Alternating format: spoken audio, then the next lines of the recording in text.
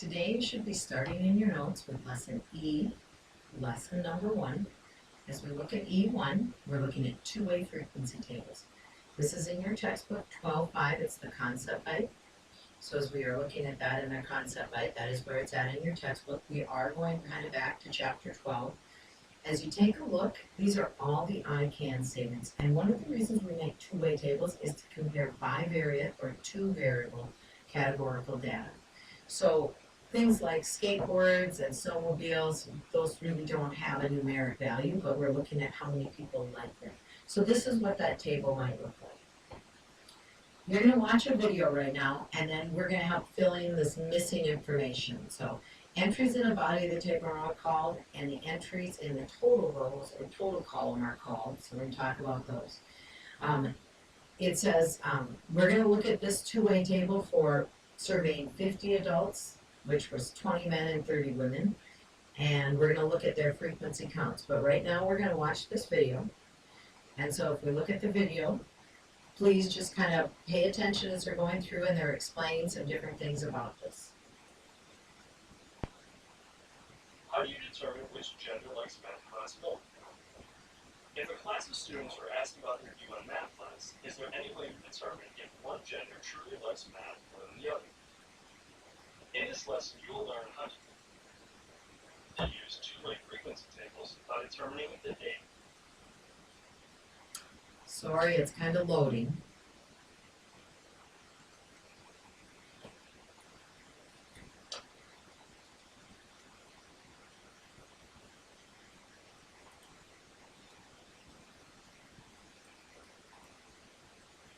Is a frequency count or a relative frequency.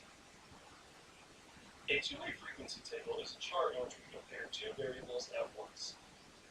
A two-way frequency table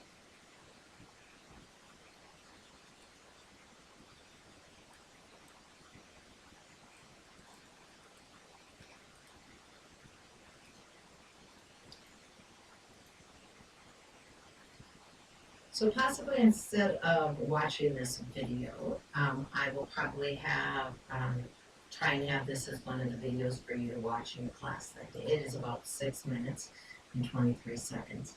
But as we are looking at that, the vocab that you should be filling in is the entries in the body of the table are called the joint frequencies. So when we are looking at this, this is called the joint frequencies.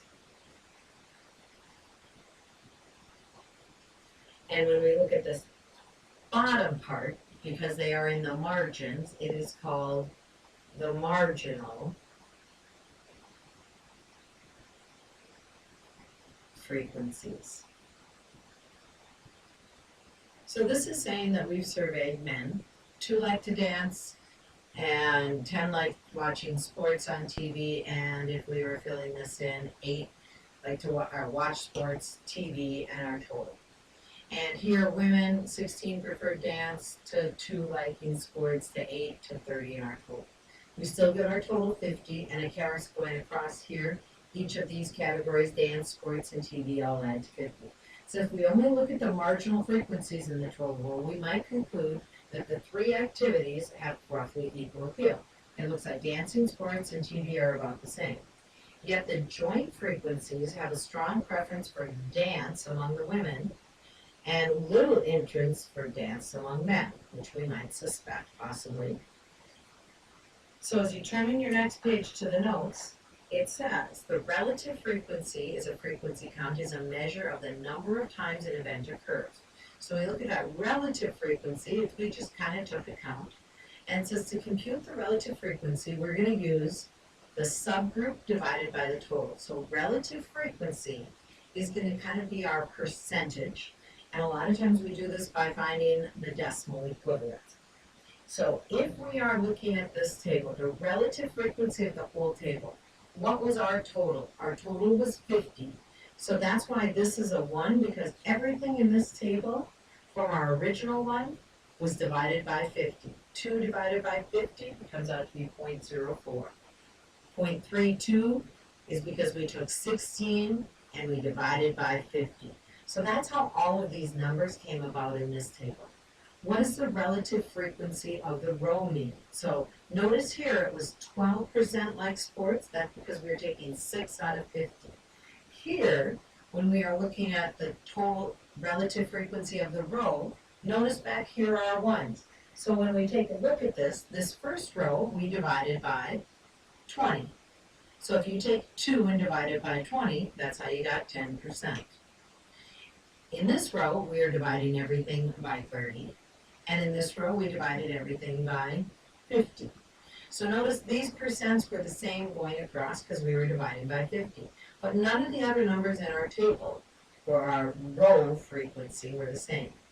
Now we're going to look at the columns, and columns are going down. And when we look at the relative frequency of the column, you always kind of take a look at where the 1 is, and this you will be asked to compute these on your own. Here, what did we have to divide by to get 100%? We had to divide by 18. What did we divide by our total in this column? 16. 16.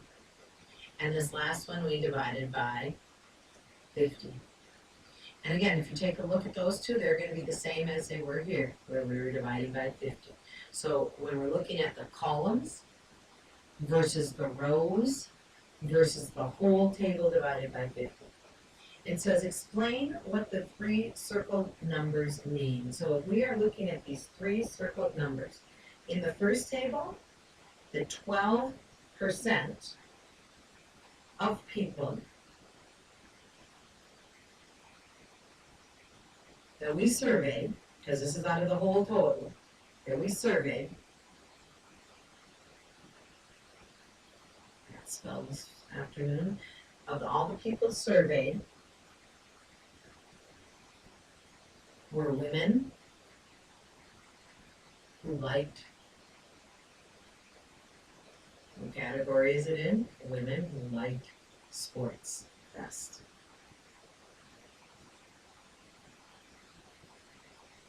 What is that second number telling us? Now again, we went by the row. So this time, if we are looking at this, this is telling us 20%. It's not of all the people surveyed, it's of the women. So remember, this one was our total. This one is just of our column, which is the women. 20% of the women surveyed like sports best.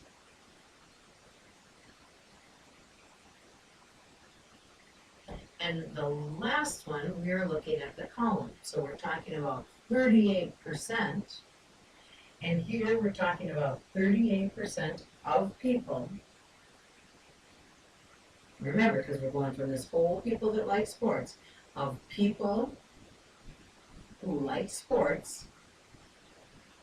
So the people that like sports, when we look at that, 38% of people who like sports best were, what sex in this case? The women. So how we look at these tables and what these numbers mean are really important that we understand how the different values come about. So it says a public opinion survey, relationship between age and the support for increasing minimum wage. The results are summarized in this two-way table. It says if in the 21 to 40 group, so we're looking 21 to 40, what percentage supports increasing minimum wage? So if we are looking at this, should it be 12.5, 20, 25, 50, or 75? And the key thing that I want you to take a look at is which category do we need to do? So do we want to divide by the total, 200? Do we want to divide by the 50? Or do we want to be looking at the people that were for it out of 100?